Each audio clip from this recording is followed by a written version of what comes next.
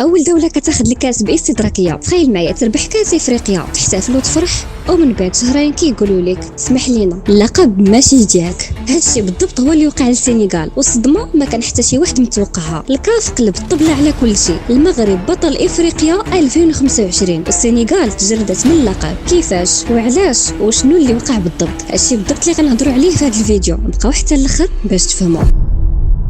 القصة بدات في تيران ولكن تسالت في المكاتب. لجنة الاستئناف الكاف خرجت ببلاغ منصف وبدلت النتيجة الرياضية لفوز إداري للمغرب ب3-0. القانون واضح، أي فريق كينسحب من تيران خاسر مباشرة، وهادشي جا مطابق للمادتين 82 و 84. اللاعبين ديال السنغال من بعد احتجاج على ضربة الجزاء خرجوا من تيران 12 دقيقة وخرجوا كملوا الماتش وربحوا في الميدان، ولكن القانون ما كيحميش اللي كينسحب. الملف المغربي كان قوي بزاف وخلى الكاف تصحح الخطأ ديال الحكم اللي ما حبسش الماتش في ديك اللحظه. ولكن هنا فين كيبدا الجدل. كاينين اللي كيشوفوا هذا الشيء انتصار لدوله المؤسسات، استراتيجيه او ذكيه من الجامعه الملكيه بقياده فوزي القجاع، رجعت حق التسليف في تيران بالقانون بلا صداع اعلامي ولا تشويش. القرار ما وقفش غير على اللقب، حتى العقوبات تبدلات، كاين اللي تنقصات ليه وكاين اللي تلغات حيت كانت قاصحه على المغرب رياضيا. هذا التتويج اللي جا من بعد 50 عام غادي يطلع المغرب في تصنيف الفيفا وغادي يمشي لكاس العالم بصفه بطل افريقيا. ولكن القصه ما سالت كليا. السنغال باقي عندها الحق تمشي لمحكمة التحكيم الرياضي، ولكن الثقة المغربية في القضية وصلت 93%. وانتوما شنو كتقولوا في هذا الشيء؟ شاركونا آراءكم في التعاليق.